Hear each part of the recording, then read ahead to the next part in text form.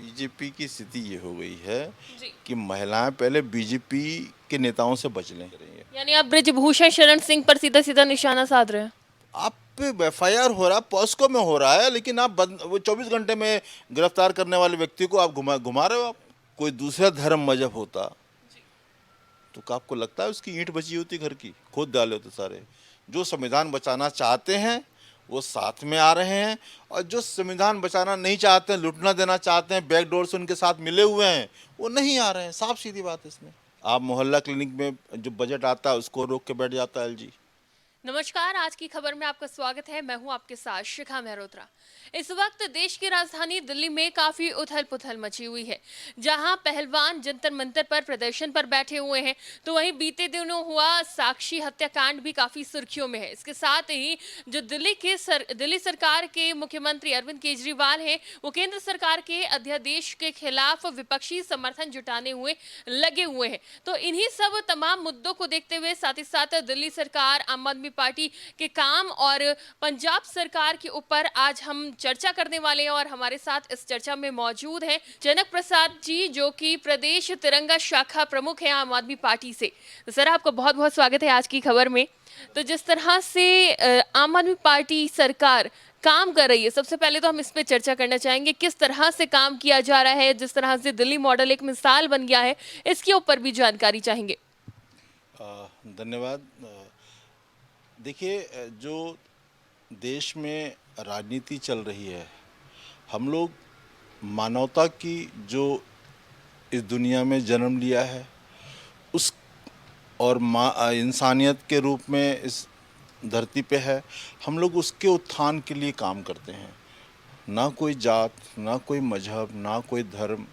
हमने मानव रूपी, आपने अगर इस आप धरती पे आए हैं और भारत देश में हैं, और तो उसके लिए हम क्या क्या बेहतर उसकी जीवन में, हमारे कार्यक्रम से क्या क्या बेहतर वो उसका जीवन स्तर बेहतर हो सकता है, ये शायद माननीय अरविंद केजरीवाल जी ने ये करके दिखाया है कि किस तरह से हम किसी के जीवन को कितना बेहतर कर सकते हैं।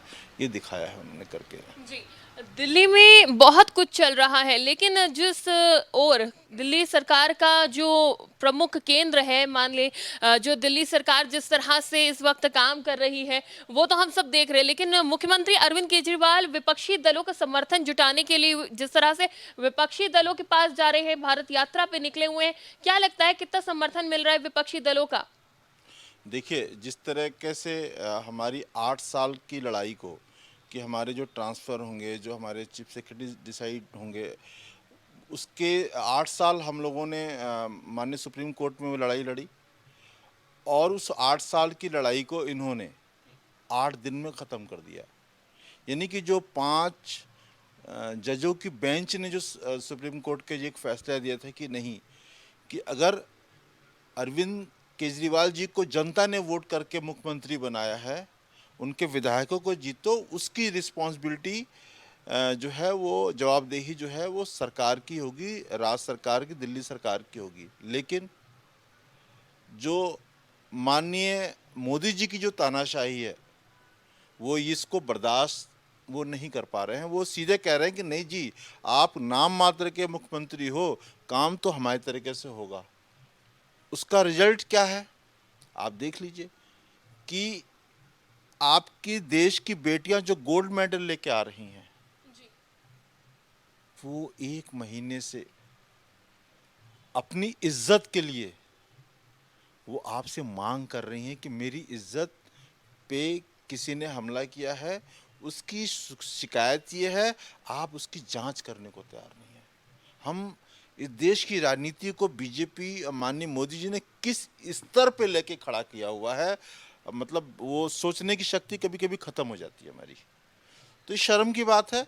और माननीय अरविंद केजरीवाल जी ने जो दिल्ली में रह रहा है, चाहे रिक्शे वाला हो, तांगे वाला हो, घर में काम करने वाले, अगर उसका बेटा बेहतर शिक्षा पाना चाहता है, डीएम, कलेक्टर, जज बनना चाहता है, तो इस बात की वो गारंटी देते हैं कि आप को, आपके बच्चे को डॉक्टर बनने में अगर उसकी इच्छा है, तो पैसा आड़े हाथे नहीं आएगा, इसकी गारंटी वो देते हैं।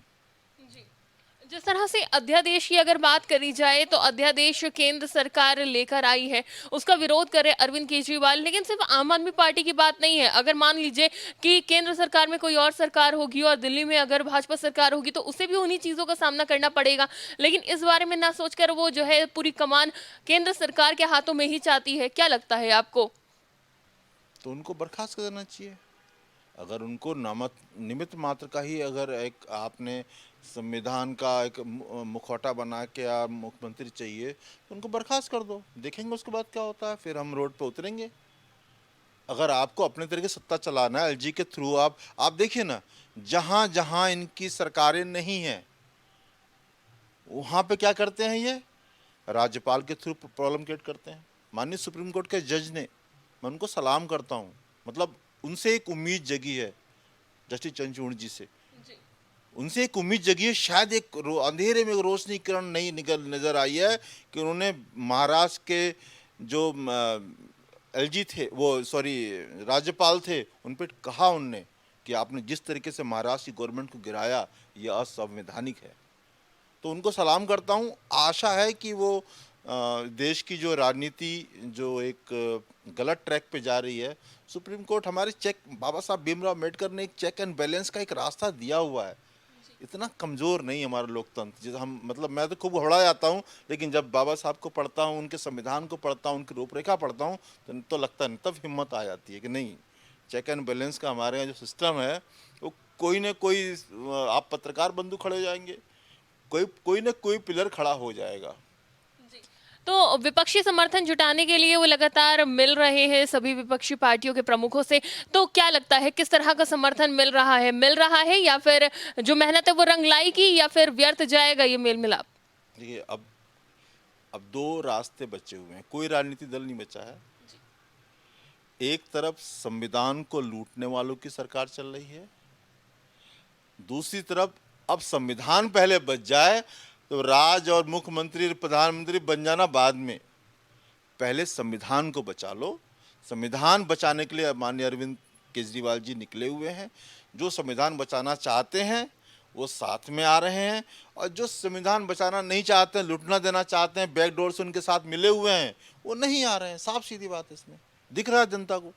मतलब कि जो जुड़ रहे हैं वो जो है भारतीय जनता पार्टी के खिलाफ है और बाकी जो है बी पार्टी है। मैं बी और सी डी की बात नहीं कर रहा हूँ, दिख रहा है। लेकिन संविधान एक लकीर खिंच गई है। एक तरफ संविधान बचाने की जो बाबा साहब भीमराव अम्बेडकर ने लिख के गए हुए हैं, एक उनको बचाने की, संविधान बचाने के लिए लोग लड़ रहे हैं, एक तरफ लूटने वाले लूट रहे हैं, वो अपनी जान बचाने के लिए वो उनके साथ लगे हुए हैं। अच्छा, लेकिन कई लोग ऐसे भी रहे हैं, कई ऐसे विपक्षी दल रहे जिन्होंने आम आदमी पार्टी के ऊपर भी बी पार्टी होने का आरोप लगाया है। बी सी डी नहीं, जो जो बाबा साहब भीमराव अम्बेडकर ने कहा था समानता अधिकार देना, उस समानता का अधिकार को माननीय अरविंद केजरीवाल जी पूरी कर रहे हैं। वो ये चाहते हैं कि एक गरीब का बच्चा भी वो क्वालिटी एजुकेशन प्राप्त करे, जो 50,000 महीने का फीस दे के जो पूंजीपतियों का बच्चा भी पढ़ सके, वो हम सरकारी स्कूल में दे रहे हैं। तो बाबा साहब के संविधान को कौन पूरा कर रहा है? वो ये चाहते हैं कि अगर गरीब को अगर दवा मिले उस क्वालिटी का मिले जिसमें पूंजीपतियों का जो इलाज मिले, वो समानता का अधिकार की बात तो वो बाबा साहब भीमराव अम्बेडकर संविधान की बात तो, और माननीय अरविंद केजरीवाल जी ने बी, अब बी सी डी की बात मैं नहीं जानता। जो धरती पे जमीन पे उतर के काम कर रहा है वो वही दिख रहे हैं, बाकी सब तो जो दिख रहे हैं आपको दिख ही रहे हैं। ठीक है, महिला सुरक्षा का वादा भी करती है आम आदमी पार्टी और ऐसे में दिल्ली में आपकी सरकार है, साक्षी हत्याकांड हुआ, इस पे क्या कहना चाहेंगे? कहाँ थी उस वक्त पुलिस? बहुत दुखद घटना है, वो देख के मेरे भी रूह कांप गई थी कि कैसी मानसिक सनक है। दूसरी बात यह है कि जब आप जो जो महिलाएं पहलवान के लिए सारी पुलिस आप वहाँ लगा देंगे कि इन महिला जो पहलवान हैं इनके समर्थन में कोई ना घुस आए, तो ऐसी घटनाएं तो लाजमी है कि होंगी। क्योंकि आप अगर आसपास पुलिस घूम रही होती वहाँ पे ये घटना हो रही तो क्या ये घटना हो सकती थी? और सारी पुलिस किसके हाथ में है? दिल्ली सरकार के वो सॉरी केंद्र सरकार के हाथ में है। तो ये चाहे यूपी हो, क्योंकि आप जब धर्म के नाम पे किसी चीज़ को आप डील करना चाहेंगे तो कहीं ना कहीं आप फेल हो जाएंगे। कानून व्यवस्था पुलिस प्रशासन केंद्र सरकार के हाथ में है, मुख्यमंत्री जो है आम आदमी पार्टी का है, तो ऐसे में अगर कोई भी घटना होती है तो आम आदमी पार्टी तो सीधा अपना पल्ला झाड़ देती है। ये ना, एक बस वाले का ट्रांसफर हमारे अरविंद जी करने की ताकत नहीं बची हुई है। ये इनका लोकतंत्र का ये तो किस बात के मुख्यमंत्री, क्या उनके पास पावर्स है? यही तो प्रश्न है, हम करना है उनको। जी। आप मोहल्ला क्लिनिक में जो बजट आता है उसको रोक के बैठ जाता है एलजी। कोई भी काम करने जाते हैं उसके बावजूद भी हमने डिलीवर्ड किया है। हाथ पैर जोड़ कर अरविंद जी ने कहा भैया तुम ही मुख्यमंत्री हो, तुम ही सब कुछ हो, काम कर दो हमारा। वहीं आप देखिए पंजाब सरकार की, क्योंकि आपने शुरू में पंजाब की बात भी करी, जो काम 5 साल में अरविंद जी ने किया था वो काम 586 मोहल्ला क्लिनिक, जो 500 मोहल्ला क्लिनिक बनाने में 5 साल लगे थे, वो 586 मोहल्ला क्लिनिक बनाने में पंजाब में मात्र 1 साल लगा है। इट्स मीन्स कि वहाँ पे कोई बाउंड्री नहीं है, वहाँ हम फ्री हैं, काम कर रहे हैं, सारा काम हो रहा है, स्कूल अच्छे हो रहे हैं, बेहतर हो रहे हैं। अभी देखिए 29,000 टीचर्स को हमने भर्ती कर दी। आप मोहल्ले क्लिनिक में, हॉस्पिटल में दवा है, सब कुछ काम हो रहा है। एजुकेशन लेवल बढ़ जा रहा है, स्मार्ट क्लासेस स्टार्ट हो गए हैं सरकारी स्कूलों में, तो काम दिख रहा है। इसी से ये परेशान है कि कैसे इनको रोका जाए, क्योंकि क्या होता है कि नकारात्मक शक्तियाँ बढ़ती तो बहुत तेजी से हैं, लेकिन जो खुशबू अच्छी होती है ना, फूलों की खुशबू होती है, धीरे धीरे जाती है, लेकिन जाती ज़रूर है। ठीक है। केंद्र में भारतीय जनता पार्टी की सरकार है। भारतीय जनता पार्टी हमेशा दावा करती है कि महिलाएं सुरक्षित हैं, पहले से हमने सुरक्षित माहौल दिया है। दिल्ली में जो है केजरीवाल की सरकार है, लेकिन वहां पे उनके पास कोई अधिकार नहीं है कि वो कुछ कर सके। तो ऐसे में अगर महिलाएं सुरक्षित हैं तो किसकी सरकार में है, और अगर नहीं है, जिस तरह के हत्याकांड हो रहे हैं, लोग देख के मुंह घुमा के निकल लेते हैं, क्योंकि वहां पे रोज का ही ये काम हो गया है, रोज ही हत्याएं होती हैं, लोग डरते हैं, तो इसलिए आवाज नहीं उठाते हैं। तो आखिर सवाल किससे करें? बीजेपी की स्थिति ये हो गई है जी। कि महिलाएं पहले बीजेपी के नेताओं से बच लें। मैं माफ़ी चाहता हूँ इस शब्द को यूज़ करने के लिए, पहले ही इनके नेताओं से ही बच लें, पहले अपने नेताओं से ही बचा लें महिलाओं को, वो ज़्यादा बेहतर हो। पहले वो अंदर फोकस कर लें, बाद में देश की बात करेंगे। यानी आप ब्रिजभूषण शरण सिंह पर सीधा सीधा निशाना साध रहे हैं? मैं क्या कहूँ, आप पूरा देश देख रहा है, हमारे विश्व में अभी इंटरनेशनल जो कुश्ती संघ के जो अध्यक्ष हैं, उनने धमकी दी है कि भारत को हम ब्लैकलिस्ट कर देंगे।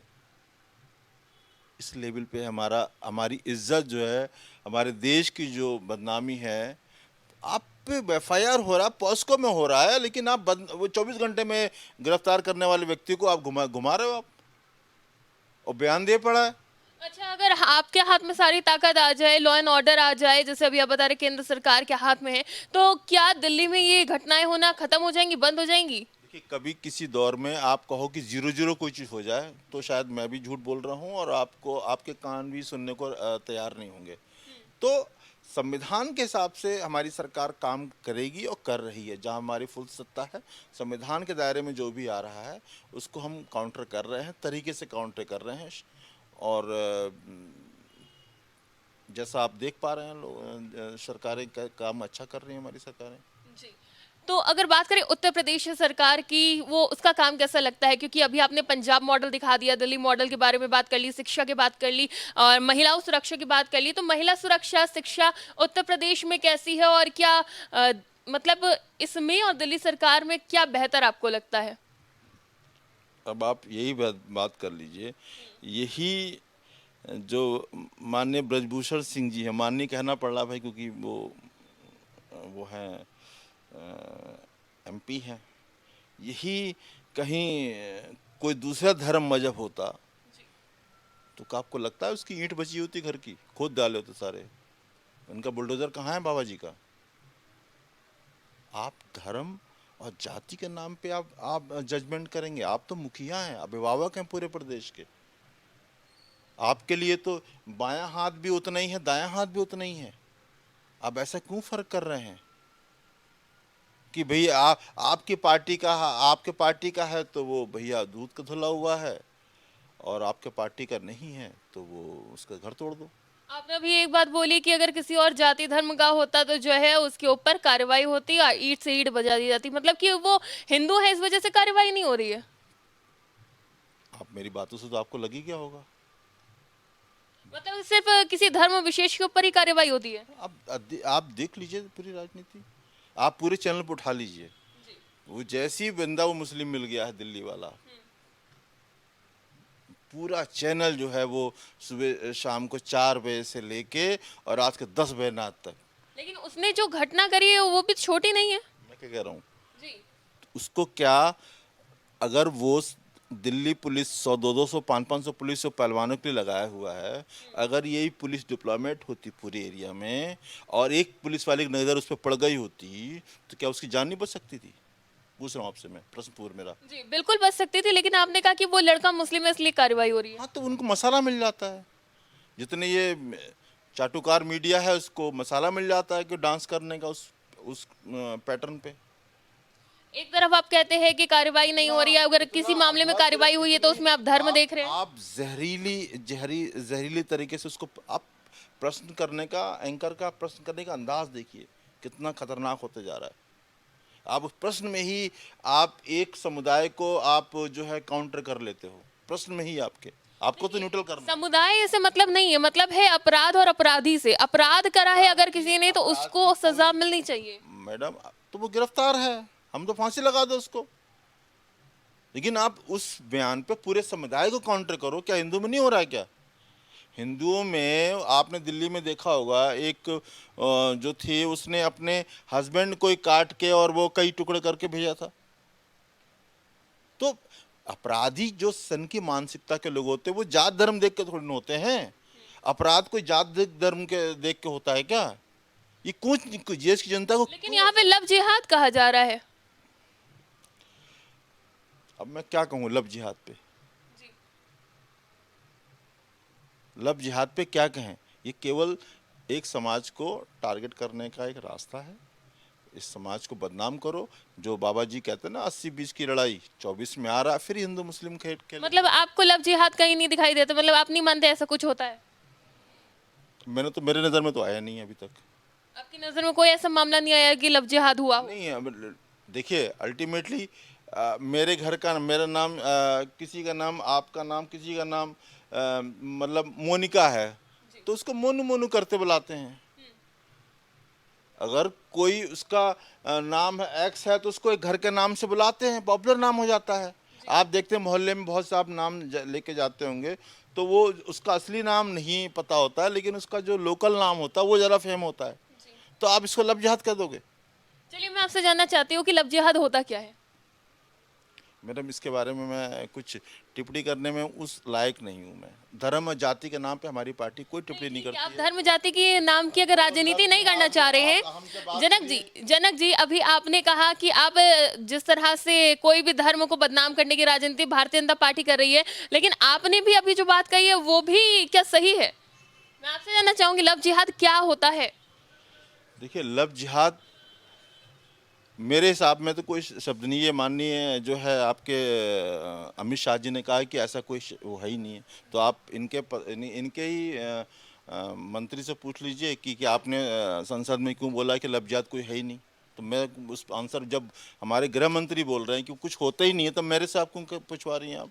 नहीं, आपने कहा कि आपकी नज़र में लव जिहाद जैसा कुछ नहीं होता। अभी 3 दिन पहले हमने एक खबर चलाई थी जो नैनीताल में उसका मामला दर्ज कराया गया था और वहाँ पे ये चीज़ बताई जाती है कि एक लड़का एक लड़की से प्यार का झांसा देकर एक ही छत के नीचे रहता है, अपनी पहचान छुपाता है, तो ये इसको लव जिहाद नहीं कहेंगे? क्या कहेंगे? कि बताइए, लड़की आजकल की और जब वो इसका विरोध करती है तो उसके वीडियोस फोटोज वायरल करने की बात कही जाती है। किसी से मोहब्बत हो जाए तो क्या वो ना पहचान छुपाना, धर्म छुपाना ये सही है? लड़की को चाहिए कि भैया उसकी पहचान जान ले पहले उसकी वीडियोस वायरल करना सही? मेरी बात सुनिए, लड़की की क्या है कि उसका पहले डाटा। कहीं ना कहीं आप भी धर्म की राजनीति करते हुए नजर आ रहे हैं।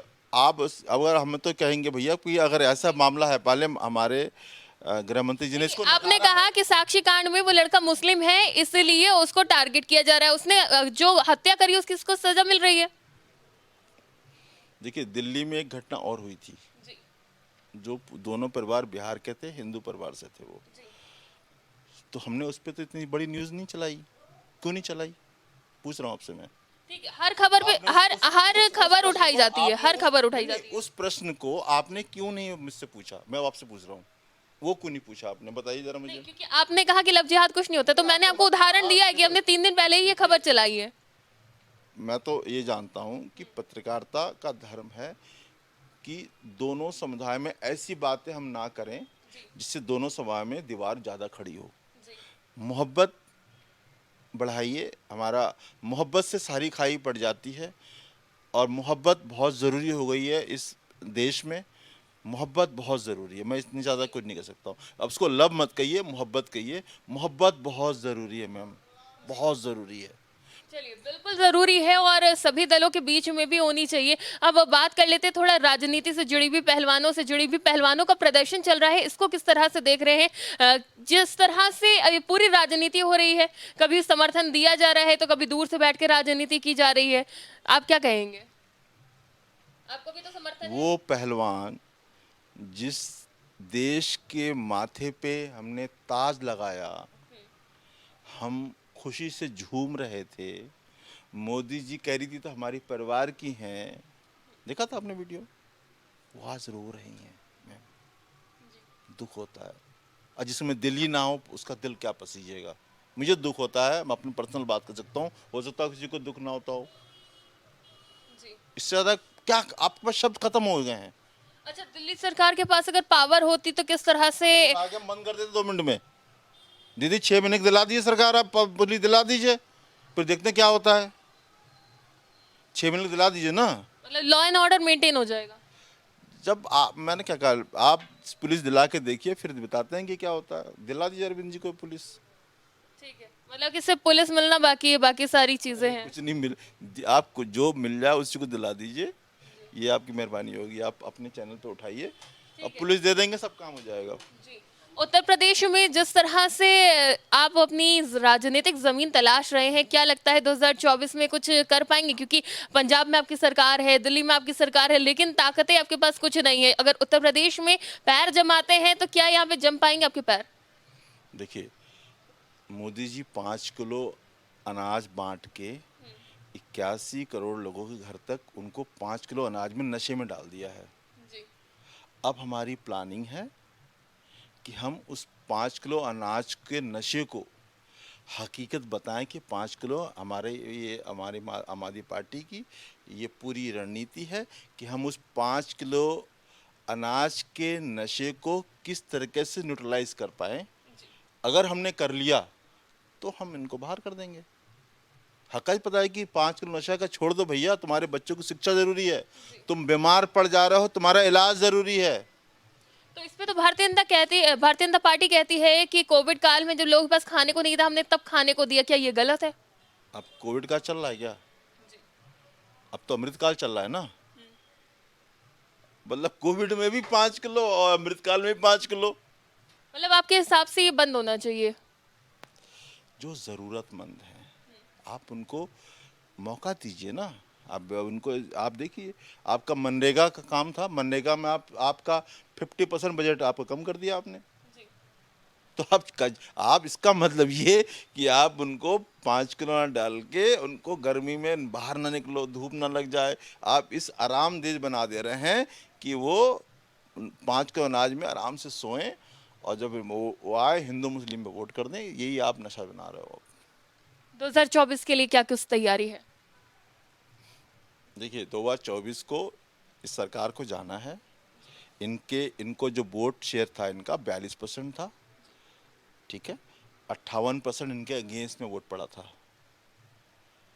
अरविंद जी हमारे इस 58% को एक करने में लगे हुए हैं। और मैं विपक्ष के सारे नेताओं को, आप मुख्यमंत्री, प्रधानमंत्री सब बाद में बन जाना, पहले इन बड़े बड़े इनको हरा लो, जो धर्म जाति के खाई आपके बीच में भाई भाई को लड़ाने का काम करते हैं, उनके बीच में उनको पहले परास्त कर लो, और अरविंद जी उस मिशन पर निकले हुए हैं और मैं मानता हूँ कि सत्य की विजय होगी, क्योंकि सत्य का सदा बोल हो बाला और झूठे का मोह हो नित काला। तो ये हम लोग के संस्कारों में बसा हुआ है।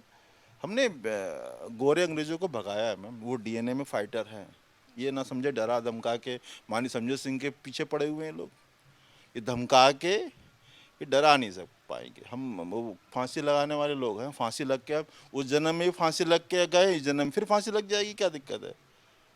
हाँ वो आपके 2 मंत्री जेल में हैं और अरविंद केजरीवाल के ऊपर भी अभी जांच हुई। ये जो जांच लगातार चल रही है, इतनी बड़ी बात जांच वो छोड़ दो आप। हमने क्या कहा?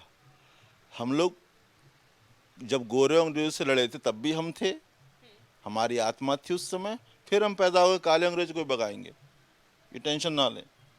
चलिए बिल्कुल, बहुत बहुत शुक्रिया हमारे साथ जुड़ने के लिए। तो हमारे साथ आम आदमी पार्टी से जनक प्रसाद जी जुड़े हुए हैं, जो कि तिरंगा शाखा प्रमुख है प्रदेश के, और उनसे हमने आज आम आदमी पार्टी सरकार के ऊपर, दिल्ली के कामकाज के ऊपर चर्चा करी और उनसे जाना कि वो किस तरह से दिल्ली को और बेहतर बना सकते हैं। तो उनका सिर्फ एक ही कहना है कि उनके पास पुलिस प्रशासन नहीं है, और अगर ऐसा होता तो दिल्ली में जो इस वक्त माहौल है वो कुछ अलग ही होता, कुछ बदला हुआ होता, क्योंकि दिल्ली मॉडल सभी देख रहे हैं, पंजाब मॉडल देख रहे हैं, और इसी के आधार पर वो 2024 में भी अपनी तैयारियों को तेज कर कहीं ना कहीं भारतीय जनता पार्टी को टक्कर देने के मूड में है। फिलहाल के लिए इतना ही। आप देखते रहिए आज की खबर।